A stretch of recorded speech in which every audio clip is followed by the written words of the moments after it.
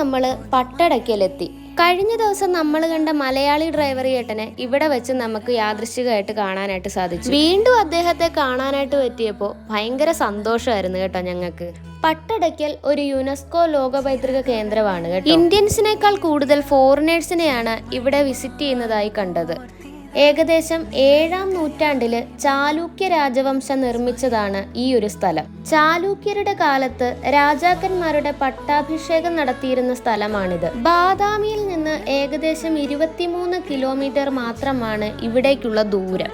മറ്റൊരു പ്രത്യേകത എന്തെന്ന് വെച്ചാൽ ഇവിടുത്തെ ക്ഷേത്രങ്ങളിലെല്ലാം ശിവനുമായിട്ട് ബന്ധപ്പെട്ട ആരാധന നടത്തിയിരിക്കുന്നതായി കാണാൻ സാധിക്കുന്നുണ്ട്.